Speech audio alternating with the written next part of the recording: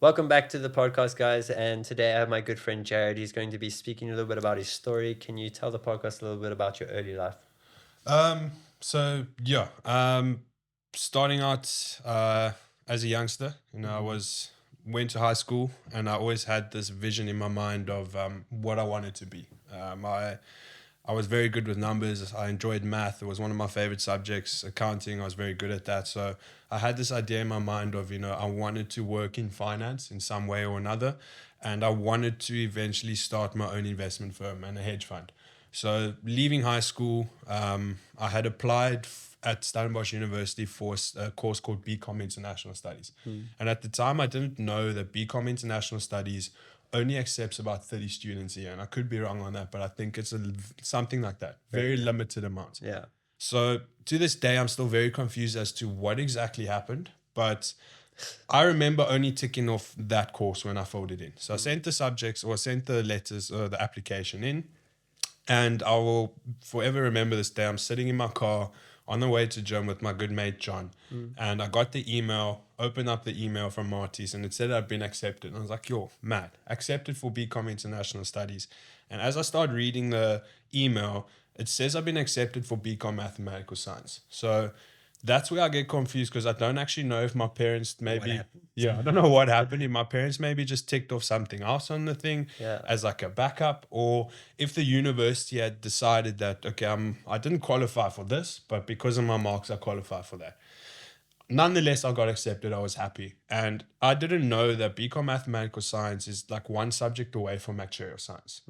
It's literally one subject. So did the whole thing, got the flats, got the car, moved into the flats in Stellies, and I started grafting. I mean, if you speak to most of my friends that went to university with me, I didn't go out and party during the week.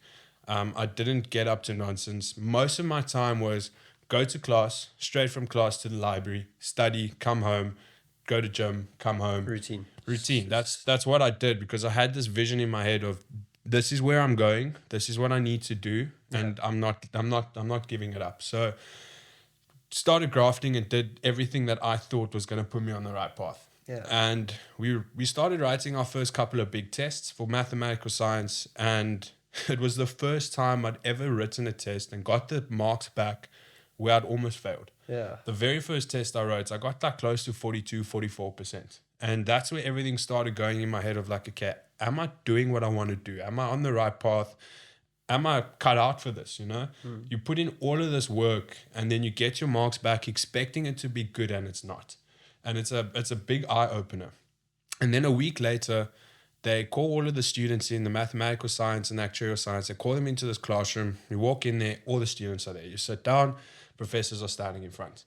And the one professor stands up and he starts giving his own little speech. And they do this every year, because I've spoken to guys that, my friends that are maybe a year or two older than me, that have studied it. And they do this every year. They call everyone in, and the professor says to you, look left, look right. That person's not going to be here end of the year. They're either going to drop out or they're going to fail, and they're not going to continue. And then again, you're sitting there and you're going, thank you, bro. And now you've a week before, you've got your marks back and you didn't do well. Yeah. Now they're calling you in and you do this. And again, I'm going, is this actually what I want to do? And I start looking at the different courses that, Marty's offers. And I come across this subject called BCom Investment Management. And I start reading up the degree you get, what you can do, all of those things. And I thought, that's actually what I want to do. That's more in my line. That's investments. So I make the switch, finish the first semester, do the exams, and I aced it. I did, in my eyes, I aced it. I did exactly what I set out to do. I got my marks back. I was proud of what I did. And I knew I'm on this path. Things were working. Things are working. I'm back on, I may be straight off a bit, but I'm back on track now. I figured it out. But while I'm studying, while I'm doing all of this, my good friend at the time, Wesley, him and I, obviously as a youngster, you go out, you sneak into clubs, you do all of these things. And we were like, we want to host our own event. We want to do something that hasn't been done before. We want to do our own thing. We had this vision of what we wanted to do in terms of hosting a party, and we decided we're going to do it. So we got a couple of investors involved. They put money together. We got the lineup, did the artwork, found a venue. We hosted it at Happy Oak in Stellenbosch. It's not there anymore, but if you went to Stellenbosch a couple of years back, you'd know what happy hour was. And that's where we did it. We called it dementia. And we host the event, and to be honest with you, it flops. You know, Ish. everything, like anything that could have gone wrong that night went wrong. I mean, I broke my hand. There was a big fight to the extent where I had to stand up on a table and tell everyone to leave. Like we lost close to about 10.5 grand. Like things went wrong. But despite all of that, Wes and I went back to the drawing board and we said, we're going again. We're doing it again. Yeah, Because it didn't define like that one. exactly. Yeah. Like we looked at what we've done, and despite everything that went wrong, we enjoyed it and we knew that we wanted to do it again. So we started planning the next one. And I'll go back to uni. First week of uni, I'm in accounting class. I'm on the phone with Wes. We're busy chatting about organizing our next event called Skylab. We're wanting to bring internationals down. We want to find a nice venue. We've got ideas on how we're going to do it. And I'm sitting there and I'm going, what am I doing here? You know, I'm not even focused on what this professor is talking about. I'm on my phone organizing this event. I'm not actually paying attention to it. And everything starts running in the back of my mind like, okay, are you actually wanting to do this? Do you want to host events? Do you want to open a hedge fund? Do you want to work at a bank? Do you want to do this? Do you want to do that? And the more I'm thinking about it, the more I'm realizing that I don't want to be stuck in the office working a 9 to 5. Yeah. I don't want to live that life. And I want to be working for myself and starting things for myself, because I'm a firm believer that if you work on something and you see it come to life, it's an amazing feeling. So that accounting class, middle of the class, I stand up, pack my bags, I leave, and I phone my mom and my dad. Yeah. And I say to them, listen, Ma, Pa, I don't think I want to go to university anymore. And you know, you at that point, you're like, you're cucking yourself. Your parents have paid for all of this. You've gone through everything. And the last thing that you want to do is now go to your parents and say, you don't want to do this. Yeah. And I was expecting them to be like, nah, you're staying, you're finishing this degree, I don't care. But the complete opposite happened. Yeah. And I'm so grateful for the parents that I have, because they went, my boy, if that's your decision, we love you and support you nonetheless. And it's always been like that in anything that I've done in my life. If that's your decision, we support you, we love you. We trust that you know what you can do. You know your capabilities. And if you tell us you can do this, you can do that. Yeah. So they just say, you know, find out what the process is. Do what you need to do and come back to us. So the same day, go to the admin office, chat to the lady that's there, and she gives me this piece of paper and she says, fill the document in. And this is where everything kind of clicked for me. Yeah. And she says to me, if you bring this paper back before tomorrow, 5 o'clock, your parents will get refunded for all the subjects you had not taken yet, and you only pay for what you have taken in your first semester. I'm there. Yeah. So I phone my dad, standing in front of the lady, phone my dad, and I say to him, Pa, this is the situation. This is what's going on. And he says, cool, take your time, but if you know you want to do it, do it. The money is not a big thing for me. I mean, obviously it is a lot of money, but he was more concerned about me actually wanting to do what I wanted to do. So I said, okay, I'm not thinking about it till tomorrow 5. I'm not going to ponder on it more. This is a decision I'm making now. Signed the paper, filled in what I needed filling, gave it back, and I left. Yeah. And that's where life started for me. That's because that's when my parents said to me, okay, moving out to flats, coming back home, but now you pay your way. You know, we will support you with food and that type of thing. You don't need to pay rent. But if you're going to go out with your mates, you're going to go party, you're going to go do this, you're going to do that, you paying for it. Yeah. We're not giving it to you. So you now need to figure what out. And I always feel like that's the big step of like now realizing, okay, you know, I'm still living with my parents, but at the same time, now I've got to pay for everything myself, in the sense of like, oh crap, like now responsibility kicks in. And that's where, you know, again, we have the events, we're planning the next event, and you got, okay, cool, we're going to make money from that. But that's only like a month or 2 away. Yeah. What am I going to do now?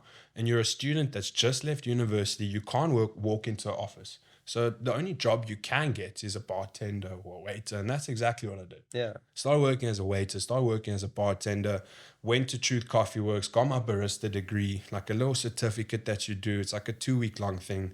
And that's what I started. Just started grafting that and doing that and working and making money and doing whatever I could to make money. And at the time, I met Dave Gallagher, obviously, and I met you, and I met Justin and Parker and Dylan, all of them. And Dave at the time, you know, I posted this story on my Instagram about like music. And Dave messaged me on Instagram and he goes, dude, you've got such amazing taste in music. You need to DJ. Yeah. And again, I go, okay, you know what? I'm planning to host events. I want to get into this eventing industry. What's stopping me? Yeah, why not? So go over to Dylan Parker's house in Parklands. Dave's there, Dylan's there, and they start teaching me how to DJ. Yeah. And then Wesley and I kind of had a falling out, not friendship-wise, but business-wise. And we just had different ideas on like what we wanted to do. So we parted ways, and that was the end of that business relationship. But then Dave, Dylan, and I, we were like, okay, we want to host an event together. And that's where Secret Society started. Yeah. So we started hosting Secret Society, and all the while, I'm still working as a waiter, still working as a bartender, still doing these jobs that I need to do.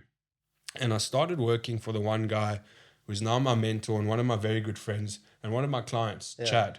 And at the time, he had a company called Velvet Events. And I started working for him as a bartender. And I worked for him, and I did that for quite a while. And then we went to mate's 21st, Justin's 21st at Granddaddy Hotel. And Sean was there. And Sean and I got to chatting. And he says to me, bro, my mom works for a real estate company.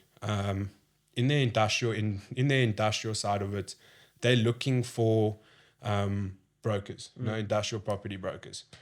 And I was like, okay, let me go have a chat with the boss. Let me go see what it's about and go for the meeting with him. And long story short, I get the job. Yeah. But I also left out the part where before that, after working for bartending, I started working for a solar projects company. And I started working in their warehouse. Started out as just to be a packer, just packing. Jobs come in, we need this, this, and that. Pack it in a box. Here's your job. There you go. Team goes, does their thing. But the more I'm working in the company, the more I start taking on. So now I'm doing marketing for them. I'm organizing teams to hand out pamphlets. I'm organizing their store. At some point, I'm uploading things on the website. I'm designing business cards for them, designing logos, T-shirts. All of these things I'm starting to take on, which now help me in what I do now. Yeah. And from there, I then take on the property broker job. And then property broker job was, it was just after COVID. Guys didn't really have a lot of money. People weren't really wanting to spend a lot of money on property. Yeah. They're scared. Like, COVID's here. We don't know what's happening. Is it going to come back? Is it not going to come back? We can't commit to this. So, things were tough. I mean, at home now at this point, I'm like 21, 22. I have to start paying rent. Yeah. And every month, if you're not making money, your mom and dad are going, we can't keep doing this. And it started causing tension at home between myself and my dad and my mom. It's like, when are you going to pay this? When are you going to pay that? And as much as my boss was trying to help me, it was difficult. So I saw Chad's had lost, well, not lost, but his manager of the time for his staffing had kind of stepped away. So I popped Chad a message on Instagram and I said to him, listen, I see that so-and-so has walked away. I've worked for you. You know who I am. You know how I work. You know what I can do, what I'm capable of. Are you willing to let me manage your staff for you? And he said, I've got a better opportunity for you. Meet me for a coffee. Let's chat. Let's run through it. So we go for a coffee at Bootleggers in Durbanville. We sit down and he basically says to me, I don't want to deal with staff. I want to focus purely on catering and food. I don't want to deal with staff because that's a headache. Yeah. But instead of you managing my staff, I will help you start your own staffing business. I will show you what you need to do. I'll give you all of the equipment that I have that I no longer need. I'll help you get it up. I'll show you how to register the business, get this, get that. And I gave it some thought. And the more I'm thinking about it, I'm saying to myself, this is an opportunity I can't pass up. Yeah. And this is a once in a lifetime thing that you can't just let slide. Almost like you have to grab it with two hands Exactly. like this. Yeah. And I love helping people. Like, I want to be able to help you as best as I can. If I have the ability to, I will. I'll be there for you, whether that's emotionally, whether that's picking you up and driving you somewhere. Like, most of my friends know I'm there for them if they need me to. Yeah. And the idea of starting a staffing business, one, yes, you're gonna help yourself because now you can start paying rent. Now you can start doing these things that you need to do. But two, you're gonna give an income source to people that need it. Yeah. So. And it was almost like another responsibility. But at the same time, you're looking at it, you're like, Chad's already got a catering company. Yeah. He's already said if you do it, he's gonna use your staff. He's already said to me he will connect me with his clients. He will show you how it's all done. Yeah. So you're looking at the opportunity and you're going, like, yes, there's risk in it, but at the same time, there's not much because I don't have to go look for clients. I don't have to invest lots of money. I don't have to go buy the equipment. I don't have to go buy the gear. Everything's there. Yeah. I just have to put the systems in place, find the staff, and the rest is there.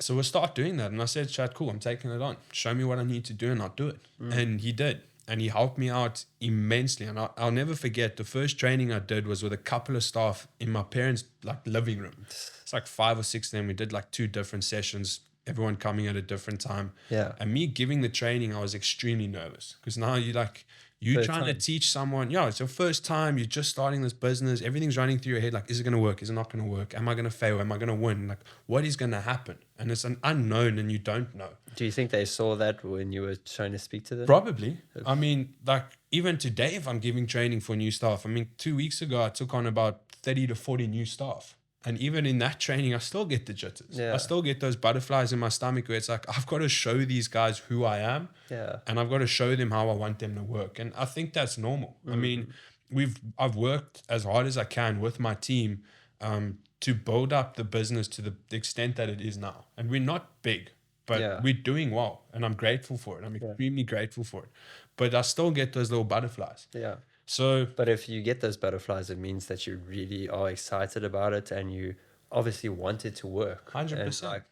So you shouldn't feel bad that you do get butterflies or anything. That means that you're excited to do what you want to do. Exactly. And so start doing the staffing business and start meeting all these different clients and different venues and doing all of these different things. And eventually we get in where I currently manage Rooftop Hombre. So my staff go work there because Chad caters there. Yeah. And I meet the manager there. The manager and I get along. And Chad ends up having a year-end function for his clients and his suppliers that have helped him for the year. This was 2022, end of 2022.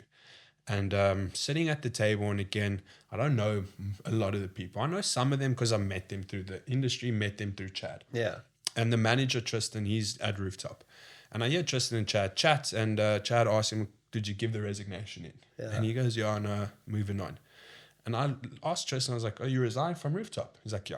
So I asked him, okay, well, who's going to manage? And he goes, we're looking around, we don't know.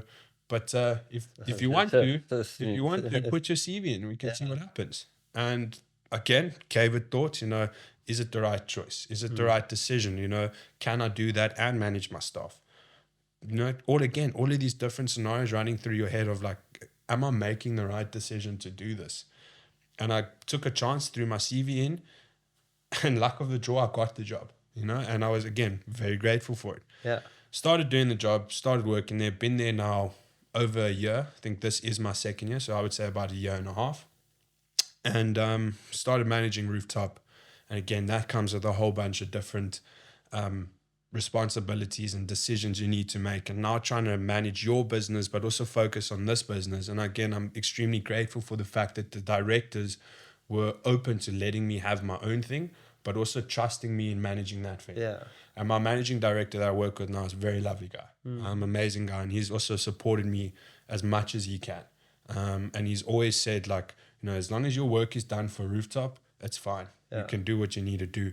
And again, everything kind of went hand in hand because now when we need waiters, my waiters come in. And I've got systems in place within my business where I don't need to be on site for the other jobs if I need to be at Rooftop. Yeah. So I started working Rooftop. And then beginning of this year, throughout last year, coffee is an amazing thing. I love coffee. I'm a big coffee fanatic. But, a lot of the clients are do you guys have coffee? Yeah. No, we don't. But we can organize for you. So now we have to go outsource from different suppliers, bring coffee guys in, bring baristas in, bring machines in, all of these things. And obviously I'm quoting on these things because I'm quoting the clients. As I see the quotes coming in from these coffee guys, I'm thinking to myself, jeez, what the fuck? This is massive. This is, some of them are 15K, 17K, 10K. And I'm thinking, this is a market to get into. Yeah, and it's a gap. It's a gap, you know? So I give it thought, and I wanted to start my coffee business. I wanted to, and I've had this during working as a bartender and a barista and doing all of these things, I always thought, it would be amazing to have my own little coffee shop, run it how I want to run it. And then this starts happening. Again, that thought pops up in your head, like, okay, have a coffee shop, but you could start as a mobile bar. And my friend, one of my partners now in Black White, Daniel, currently based overseas, he's always said to me, like, I also want to start businesses. So him and I, we started having a chat, and then one of the vendors that we work with, Charlie, also one of the partners in Black White now, I start chatting with Charlie, and Charlie and I get along, and Daniel wants to start businesses. And I start saying to Charlie, I'm like, dude, we could start our own thing. You need to meet Daniel, but Daniel, everyone, like everything just starts clicking. Yeah. And eventually I speak to Daniel, I pitch him the idea, and he says, dude, I'm game. I'm keen. Let me know what you need. We do it. We gun it. We just start. And we started beginning of this year, started Black White Coffee. And it has, again, to the help of Chad and his businesses and a lot of the clients that I had now built up from my staffing business and Rooftop, we've done extremely well. And that's kind of where I am now, where I've got Silver Service running. It's running very nicely. We got Black White. Yes, we're 7 months, almost 8 months in, but we're doing more than what we ever could. Or what did we ever imagined would happen.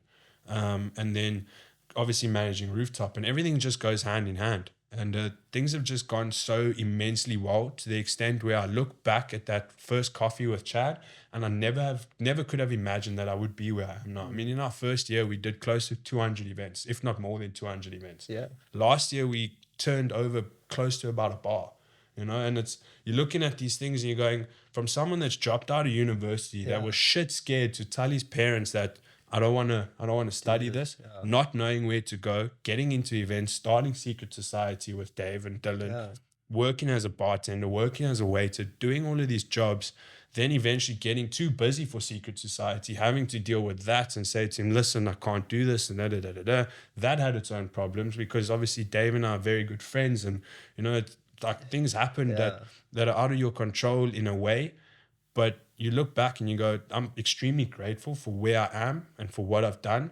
And I have the people in my life to thank for that. And throughout this, my parents have always been supportive. They've always been there and said, listen, we accept you, we support you, we love you. We know your capabilities. You're starting to realize it. If you think you can do it, you can do it.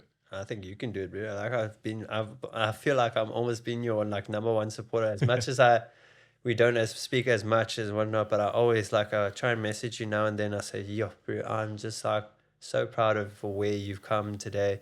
And even I always say to my mates, your 20s are your experimental years. You need to do everything. Exactly. Even if it's to something that you don't really enjoy, you won't know until you do it. Exactly. I mean, I've got so many things I want to start, but I'm a little bit scared to start them, because you don't know how it's going to go. But I mean, I want to do it. I've got ideas that I want to start, and I watch a lot of podcasts, and a lot of them speak about the fact that now when you're young, you've got such little responsibilities on your plate. You don't have a family, you don't have kids, you don't have a wife, you don't have this, you don't have that.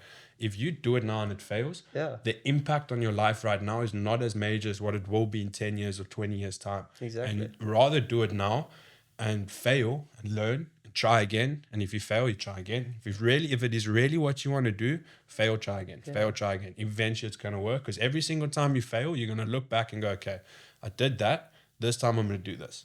Okay, that didn't work, now I'm going to do that. Okay, that didn't work, I'm going to change this and do that. Exactly. Eventually something's going to click and it's going to go, okay, great, now we've got it. My father always said, your 20s are your investment years. 100%. One of them is going to make it. Most of them, probably going to fail. But you've learned. Exactly. You're going to learn so much from it. Exactly. I mean, businesses, if you look at, again, podcasts that I watch, a lot of the business say, if you start 10 businesses, 7 to 9 of them are going to fail. 1 to 3 are going to work. And of that 1 to 3, they're probably going to fail within the first 3 years. And that's it's something I say to my staff a lot of the time. They think when are we going to do this? When are we going to do that? And I'm like, bro, we're 2 years in. 2.5 years in. It's just relax. Let's just get to 3 years. Once we get to 3 years, then we can build. Then we get to 5. Once we've got to 5, then we build again. We get to 10, and we put these steps in place. But if you get ahead of yourself now and you start doing things too early, you're putting yourself at risk. Exactly. Move smart. Work smart, not hard. Obviously work hard, but make the right decisions at the same time. For sure.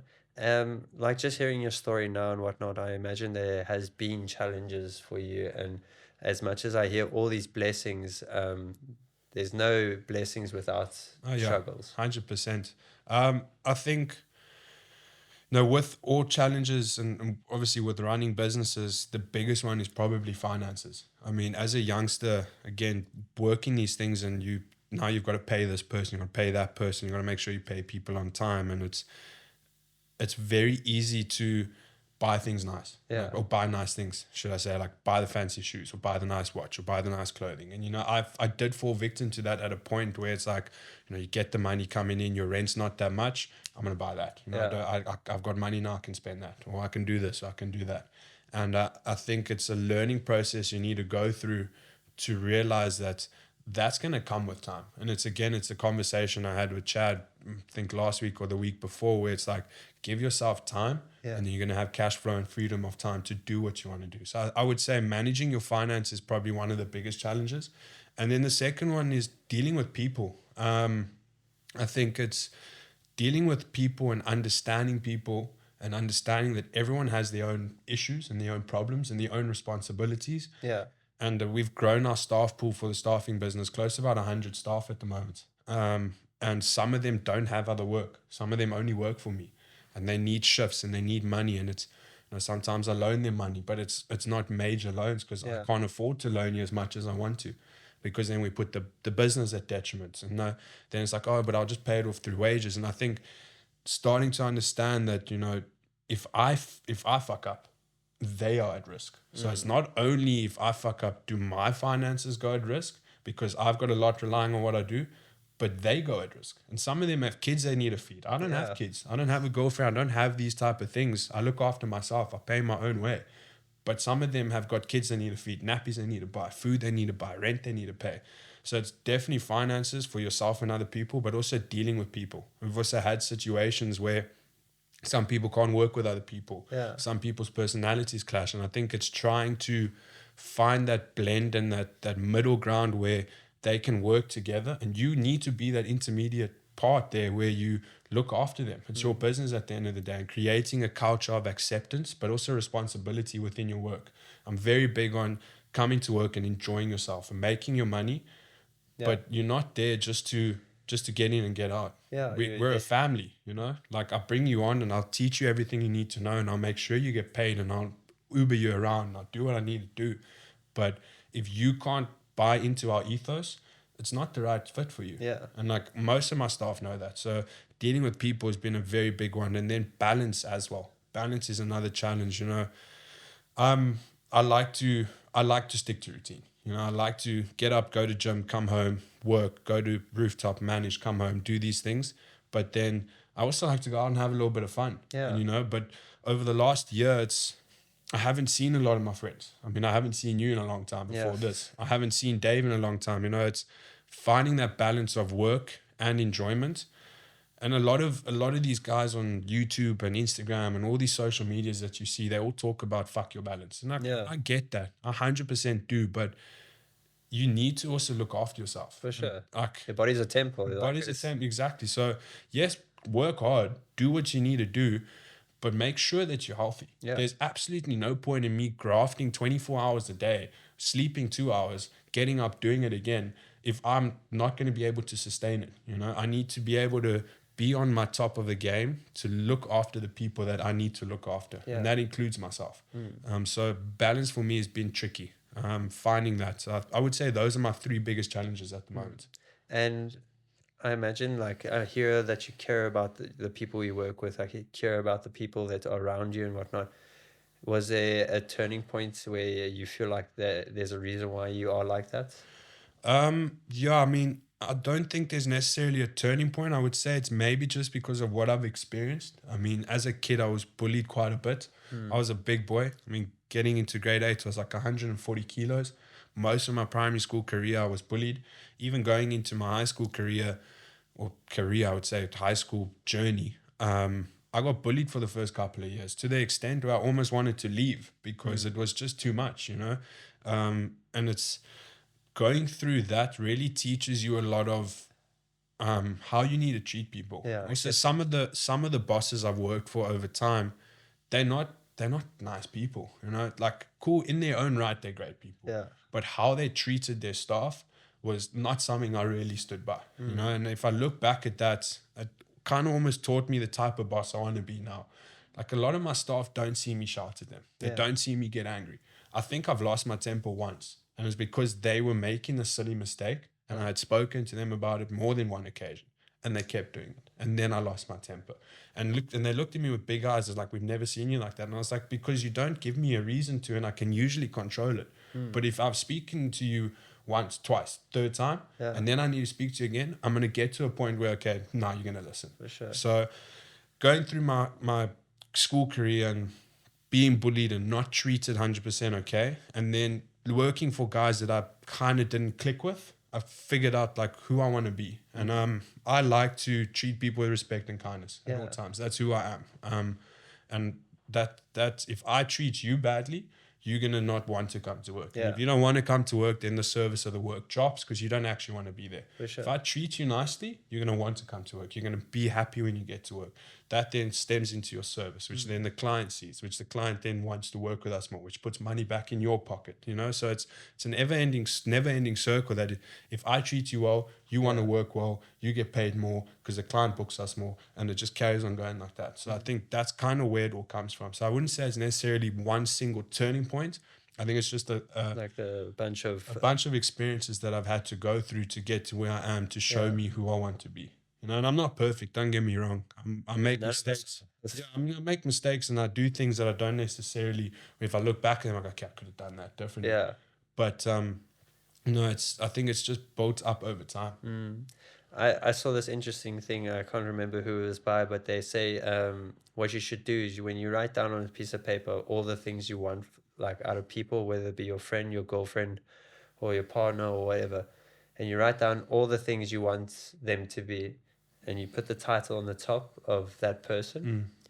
And once you've written down all those things, you read them out aloud and you rub out the title, and you put your name there. If you're not everything that you want, Yeah, then you should be looking at yourself at that point. exactly. And when you tell me that it's because of all the experiences that you went through, it's why who you are today, and you want to be treated in a certain way, it's because you act accordingly. Exactly. And I find that almost like ironic in the sense of, because the way you described yourself in high school, you were bullied and you were not the social person, and now I imagine you now this person of respect and this person of being calm and just being absolutely just in your own head, which is a lot of people can't do. A lot of people can't stay in their head for quite a while because they go quite insane. I think a lot of people struggle between the difference between being alone and being lonely. Yeah.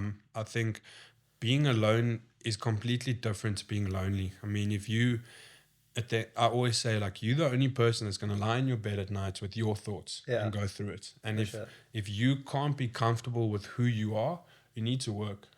You only see people as deeply as you see yourself. Exactly. So you need to be comfortable with who you are and the person that you are and the person you're becoming and the decisions you make. And if you're not, you need to do inner work. And I've read a lot of self-help books and a lot of books that try and teach you on the power of habit, the power of the mind, and all of these things. And it's very difficult to do. And again, I'm continuously learning. I'm always looking at how I can be better and improve. And again, I do make mistakes. I do slip up. I do lose my temper from time to time, and I do feel jealousy, or I feel.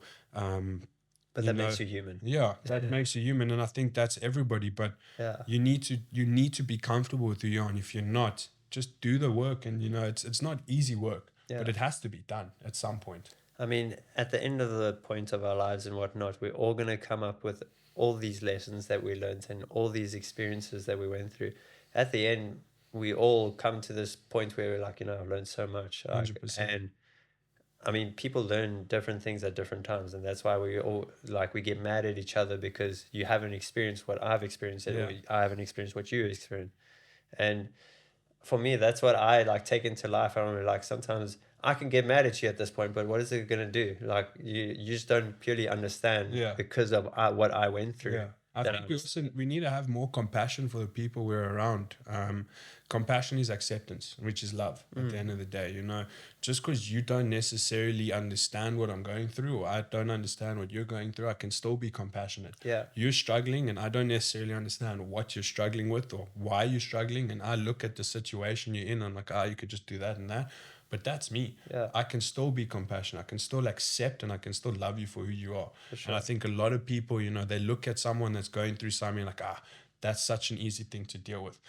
You Until you do it, yeah, it's- you don't understand. Like, I might be going through this situation, but everything else around me is going through, like, I'm dealing with 5 other things. yeah, And those 5 other things might be making this situation more difficult, but you don't know what I'm going through. exactly. So Until you ask, then you will never know. exactly. So I think like everyone around us, and again, that you just need to be compassionate and accept that people are going to do at the end of the day what they feel is right for them and best for them, and Yeah, that's human nature. exactly. And you always want your friends to do what's right for you and look after you, but you've got to understand that at the end of the day, they're going to do what's right for them. Yeah, And you've got to accept that. You know, if I don't want to go there, if I don't want to see that person, I don't want to go to this party, or don't want to do that, or I don't want to spend my money on that.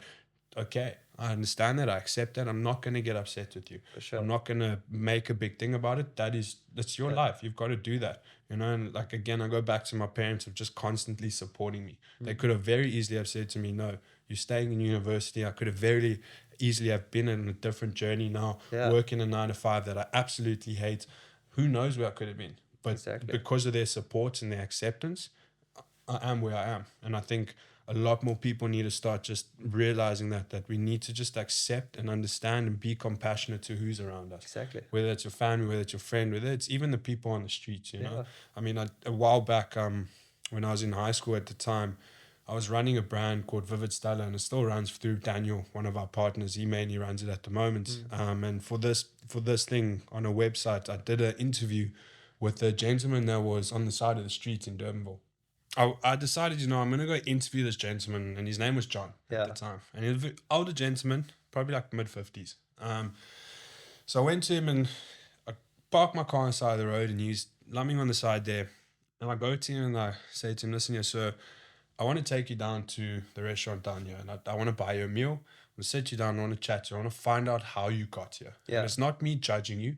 It's not me wanting to put anything on you. I'm not trying to make you feel uncomfortable. You can say no, but I'm willing to buy you a meal, and I just want to listen. I want to know what happened for you to get here.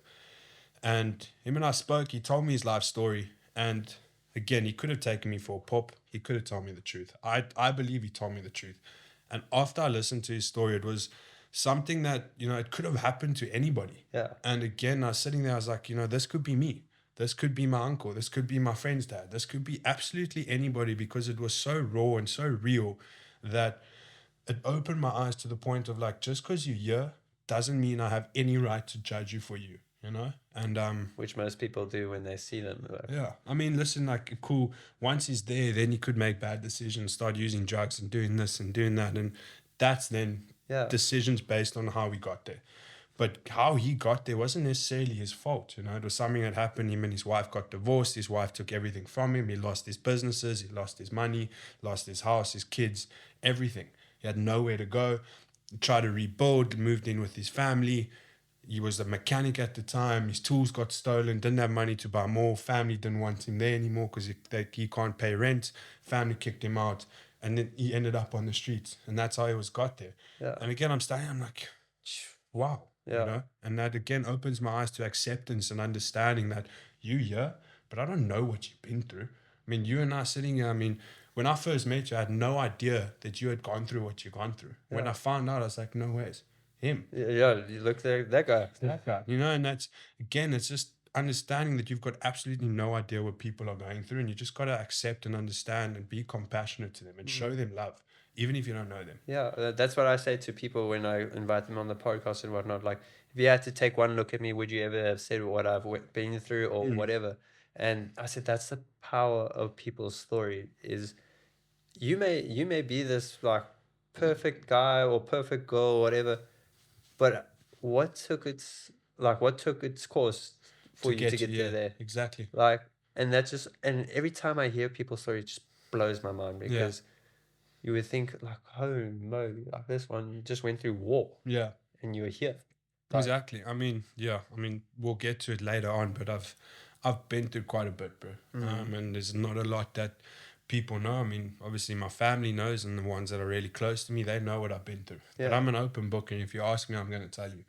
But not a lot of guys know what I've been through, and seen what I've seen, and experienced what I've experienced. And again, it's made me who I am. It's yeah, opened up my eyes to, you never know someone's story or someone's background or who they are, and you have absolutely no right to judge it. yeah, I mean, again, I fall into that case where like someone pisses me off, and I'll be like, ah, fuck this guy type of thing, you know.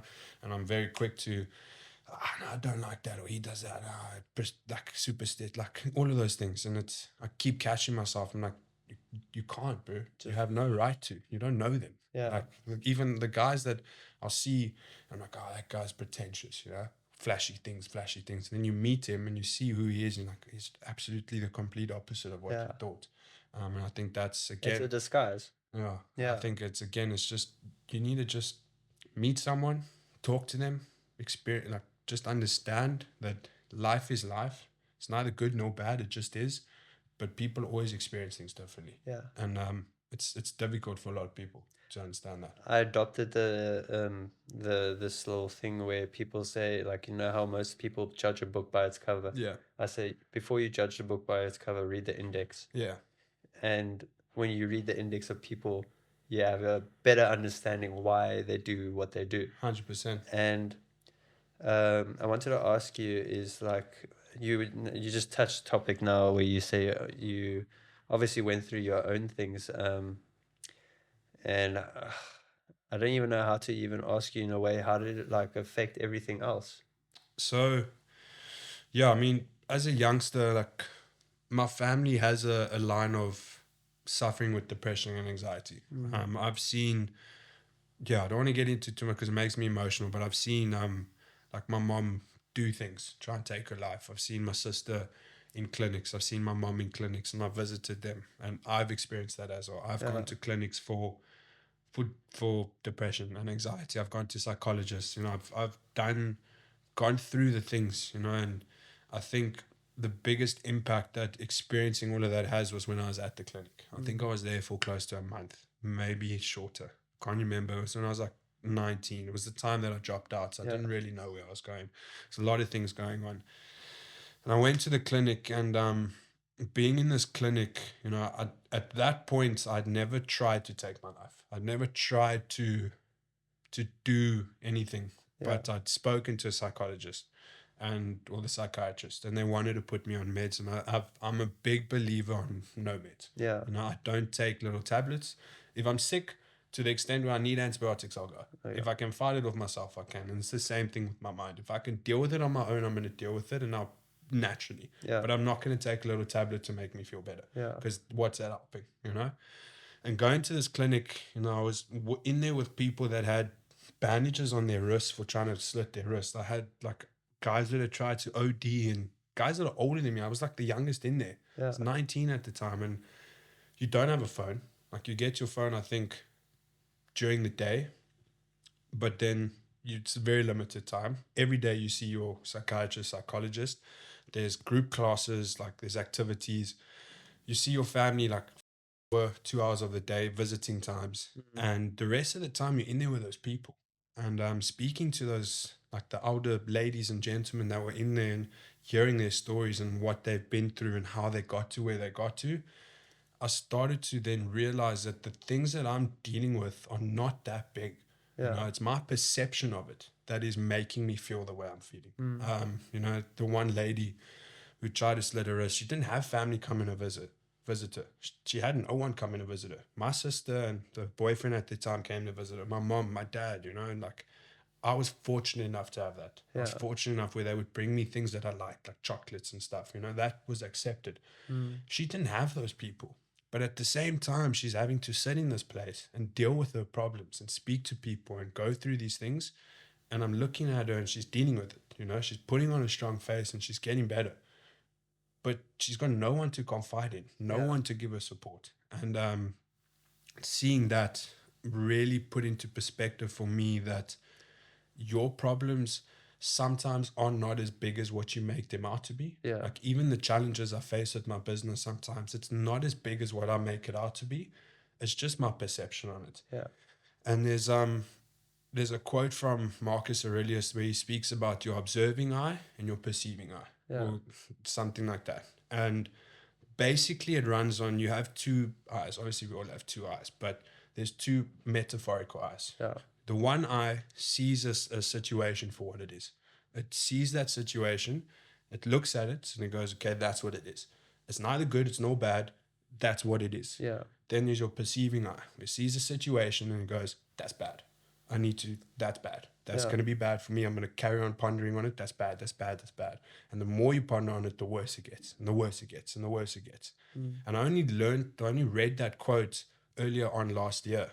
And then everything really, again, looking back at the clinic and what I've been through, everything kind of goes, okay, life isn't good nor bad. Obviously, we have good moments. We Yeah. have good situations that happen. I'm not saying we don't.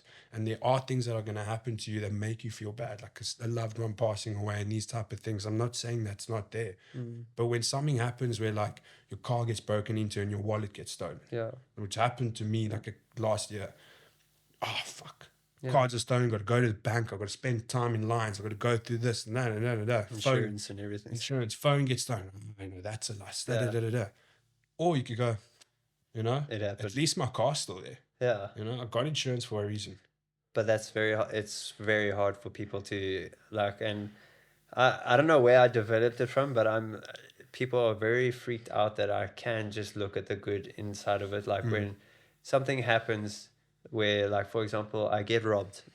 Okay, yes, that was stolen, but it could have gone worse. 100%. I could have died. Or I 100%. could have done other things where I could have been put into another situation where it could have even gone worse. Exactly. But a lot of people look at it as, oh, I just got like robbed, and now I got to go through all of this. And so I would say like depression and anxiety has really impacted me in that type of way where it's just made me realize, like, don't get me wrong, I still struggle. I mean, beginning of June, I was going through a tough time. Mentally, I was going through a tough time. It wasn't, I didn't know what it was. Like, there were just things that were happening, and I kept getting caught in this rut of, life. Why me? Why me? Why me? And again, chatting to Chad, I speak to him about a lot, and he said this thing to me, is that this too shall pass. I didn't even have to tell him what I was going through. I just said the start of the month had been rough, and he said this too shall pass. And that again stuck with me. Yeah. Like, things are going to get better, things are going to improve, and you just need to not give up, push through, carry on working, carry on doing your thing, and eventually you're going to get to a point where you look back and you're like, why did I even stress? Yeah. And I think depression helped me the most of that. And I think the biggest impact it has was just opening my eyes to realizing that there are things people are dealing with that you have no comprehension over. Absolutely no comprehension. Like, and you can't now say, oh, my problems are worse than yours. Yeah. Like, your problems are your problems, but they're not as bad as what you make them out to be. Again, some are horrible, don't get me wrong, but the small things, they're not that bad, bro. Yeah. It's just how you perceive it to be. it's normally the case. A lot of people, when they go through depression, is when they experience something so bad, or they experience all these like traumatic events, and it's like this. Imagine if you were in this four-cornered room and you see the problem, and someone's got like a microphone, and that's the constant thing that you hear. Never mind everyone else saying it will be fine, it will be fine. You hear focusing on that. You're focusing on that. 100%. You got tunnel vision on that thing that's so bad, and you just you fixate on it, and it's easy to fixate on it. Yeah. And to get out of that is extremely difficult. I know you say you're still struggling, but like I could see you've gone a long way just from where that was to this now. Like, yeah. I mean, listen, dude. Like, again, maybe last year before, again, I went through a bad period of depression, and I tried to jump out of a car. Not a lot of guys know that, but I was drunk at the time. Something had happened that I just overreacted, and my mates took me home, put me in the car, we're driving home, and as we're driving home, I tried to open the door, I tried to jump out, and they fucking closed the door, like, Jarryd, what the fuck you doing, type of thing. And it's, I look back and I'm like, I'm an idiot, like, it wasn't that bad. Yeah.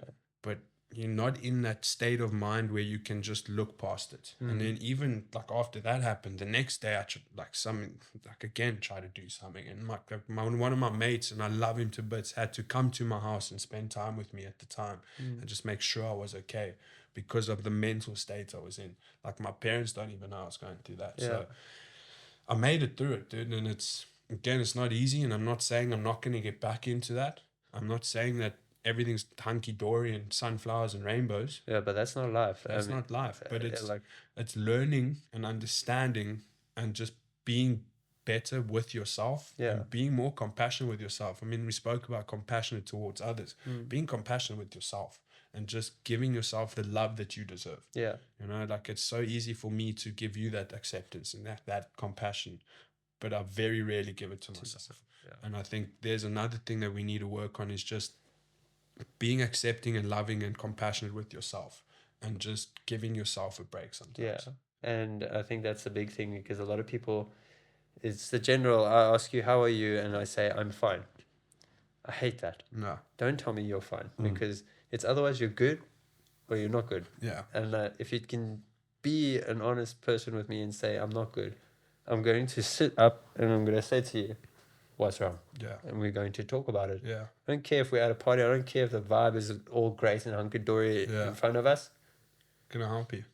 Yeah. Yeah. But I think it's very difficult for people to speak about it because you don't want people feeling like you're burdening them with your problems. Because again, everyone's got their own problems. But so I mean, now it's in the your type head, of friend. yeah, 100%. But not everyone has those friends, bro. And it's not only even if you do have those friends, I mean, like there's some of my mates who go through things and I find out that they've gone through things. I'm like, fuck, bro, I didn't even know. Yeah. It's like, yeah, well, you know, and it's again, no hate, like, oh, you didn't tell me, like, type of thing. It's just like, I wish you did. I wish I could have been there for you. And it's so difficult to tell yourself, like, I can speak to someone without me feeling like they're gonna feel like I'm burdening them. And like also, I don't think people want to feel like their best friend is also their psychologist at the same time. Like, yes, we want to be there for each other, but if you've got a friend that permanently just puts you down, well, not puts you down, but comes to them with problems, I think that you kind of feel like, if I'm burdening you with problems every single time we talk, Then I'm gonna start feeling like, what am I actually giving into your life that's positive? And then you start going, okay, well, that's where I just start telling you, no, I'm good. Yeah. But I'm actually dealing with a lot of things. And it's difficult for people to linger on that, bro. Like I know this other quote, a lot of people can listen to your story, but not a lot of people can hear your story. Yeah. And when it comes, it definitely is that when I talk to people on their podcast and I hear their story, and sometimes I feel bad because I don't actually truly know what you're going through. Yeah. And at the same time, I want to be there for you, but at the same time, I need to also know the boundary of, like, I don't want to just tell you 100%. random stuff. Like, I want to be there for you. And sometimes my mother always says to me, you know, silence is an answer, because I'm actually just taking in, rather than telling you, oh, but no, Jarryd, you need to do this, you need to do that. Rather than me just be silent and listen to your story, because a lot of people actually feel better when that person didn't speak at all and you were the only person to 100%. speak.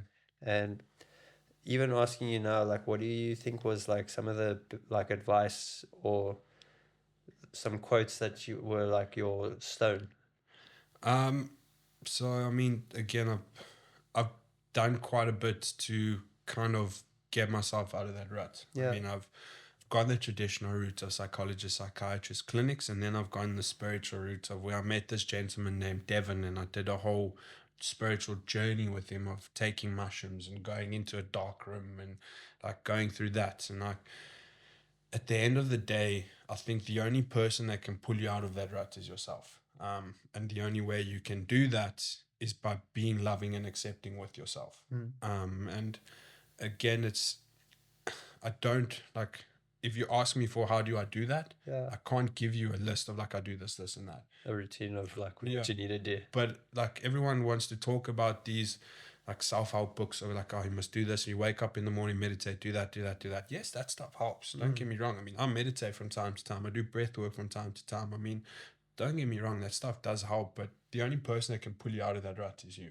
Yeah, you need to do what you need to do. You need to do that. And I think that is then starting to understand again, as we spoke about being comfortable with who you are, Yeah. doing the things that you want to do. I feel like a lot of the time people get depressed is because they're in a situation where they feel like they can't get out of it because they're doing things they don't want to do. Mine was obviously, I was lost. I didn't know where I was going. And like, that's where it kind of all stemmed from. Obviously, the trauma from bullying and things that I never really dealt with. And that's where my social anxiety comes from, because it's like, okay, well, is this person actually going to accept me for me? Like, Yeah. I'm a weirdo, bro. I'm going to be honest with you. I do some shit that's weird. Yeah.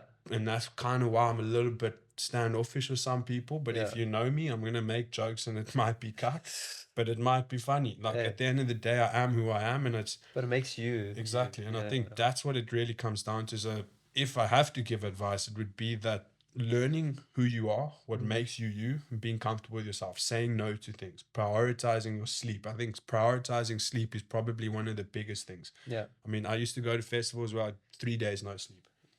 Like, I remember this. so like, and that also plays a role because your Yeah. mind needs time to reset. So saying no to things you don't want to do. If you're in a situation you don't want to be in, pull yourself out of it. Prioritize your sleep, prioritize your well-being, do things you want to do. If you want to go hike for 3 hours a day, go hike for 3 hours a day. Follow your loves, follow your passions, do your things that you comfortable with doing. Yeah. And kind of fuck everything else, bro. Yeah. Like Develop that attitude. yeah, like, I mean, David Goggins speaks about developing an attitude of fuck yous. Yeah. And like, I don't, it's difficult to say, but like, you need to have that attitude where it's like, I don't want to do that, I'm not doing it. You know? I don't want to go there, I'm not going there. If it's not for me, I'm not doing it. Exactly. So, and that's kind of what I started doing, and that's kind of how I got better. And it's just started doing things I want to do. Yeah. You know, and like, again, it's not going to be easy. It's going to come with its own problems, and it's going to come with a lot of self questions of like, okay, everything you thought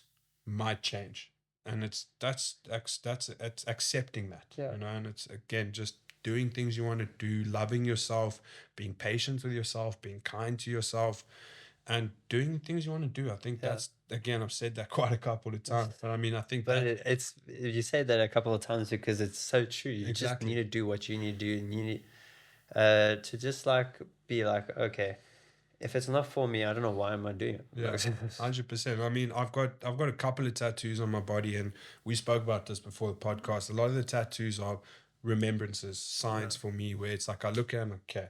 So the first one is obviously this little semicolon on my thing, which is signifying depression. But then I've got a writing on my arm that says, it's from The Alchemist that I read, and the quote says, I am more than I appear to be. Everything, or all the world's strength and power rests inside of me.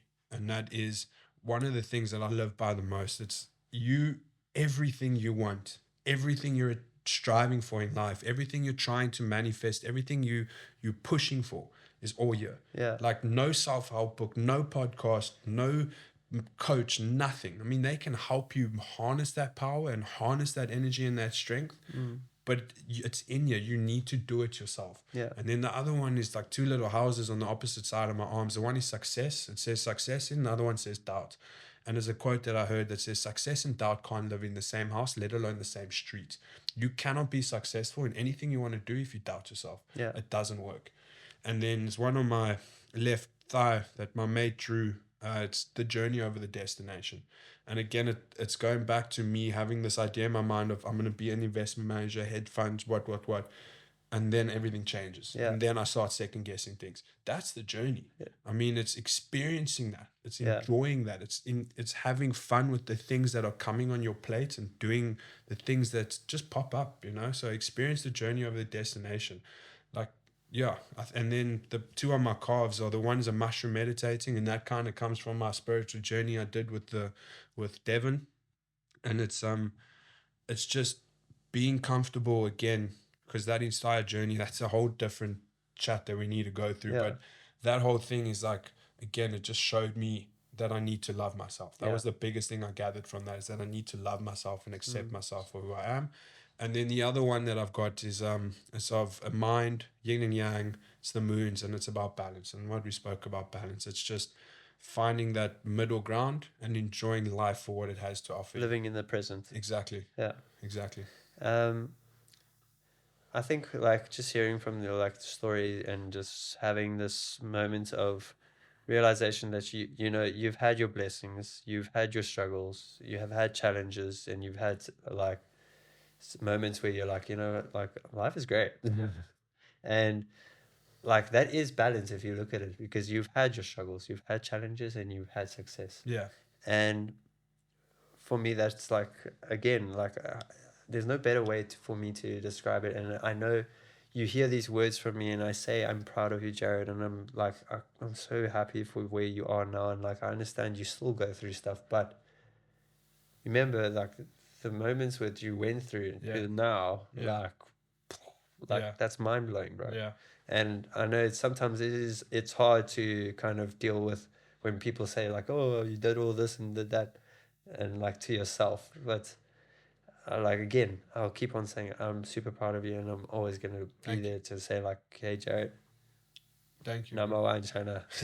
Yeah, I mean, like, listen, I know if anyone does follow me on Instagram, I know I post a lot of cuck on my story. Like, I Yeah. go to gym, clock in, clock out. Like, dude, at the end of the day, that's kind of a reminder for myself Mm. to, like, you know, you need to do what you need to do.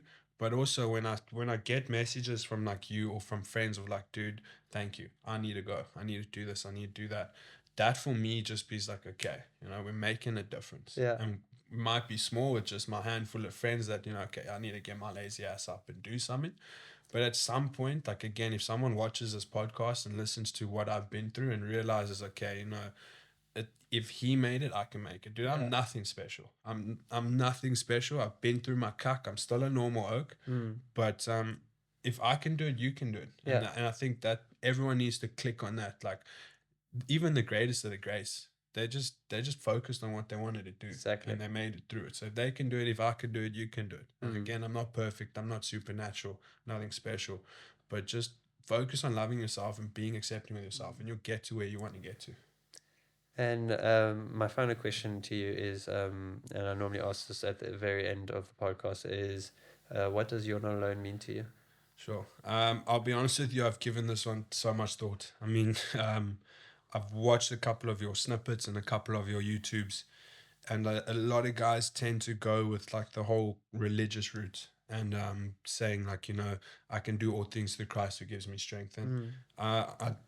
I fully respect that and I understand that. And the more I think about it, I wanted to make it something more relatable to myself and to my story. And again, just going back to what I've been through, I think it's very easy for us to feel alone. Yeah. It's very easy for us to feel lonely, should I put it like that? And I think it's exactly what it means. Like, you are not alone. Again, going into that clinic, seeing what other people deal with, seeing what I deal with, it's realizing that everyone's dealing with something. Yeah. And your friends are there. They do love you. They do support you. Your family loves you. Your family supports you. Even in the times where it's the darkest of the dark and you do not feel that love and that energy and that support and that kindness, Yeah. I promise you it's there. Yeah. So if you're listening to this, if you're watching this and you're struggling, you are not alone. Like, we're Yeah. all dealing with different things in our life. We're all going through different things, and you need to just reach out to the people that love you and tell them you're struggling. Yeah. Tell them that you're not okay. Because they will, I promise you, if they really care about you, they'll help you. They'll make the time. Exactly. So that's exactly what it means to me. And I think it's a great name. It's like, you are not alone and you're not alone. Yeah. 8 billion people in the world. I'm telling you, at least 3 to 4 of you are going to care for you. For sure. Telling you. Even if they don't even know you to like a bar, so like there are people out there that just genuinely care about your like well-being. 100%. And like I say, I love hearing what other people have to say about what you're not alone means to them, because yes, I've had the religious route of people saying that God is with them and whatnot, but at the same time, people experience those words all too differently. Like, Yeah. and the way that you tell me like that is it's another way of looking at what you're not alone means to people. I mean, the like a little reel that I've always watched, and I sometimes watch it on repeat, is a Joey Diaz speaking, and he says, "I don't need 20 friends to take over the world. Give me 3 or 4 bad motherfuckers, and I'll do it." Yeah. And that's exactly what I take on. Like, I've got lots of friends, and I appreciate all of them dearly, and I'm grateful for them in my life. But if you feel like you don't have enough, promise you, find 3 to 4 people you can confide in, that you can trust and you can open up to, Yeah. and you'll take over the fucking world. For sure. 100%. Jarryd, I want to say thank you for joining us on this podcast. Thank you. And thank you for sharing your story as well as your journey. And yeah, dude, I just want the absolute best, and I can't wait until to see this coffee going up and running, because I'm going to come and visit. 100%. And yeah, thank you again. Thank you, brother. I appreciate you. I respect you, and I wish you guys all the best for this podcast. Yeah, keep it up, and hopefully I'll be back soon, and we can chat again when the coffee shop's open and we've got our things up and running. Yeah, it'll Thanks, be brother. lekker. Thanks, guys, for joining the podcast, and hope you guys enjoyed this podcast, and see you later.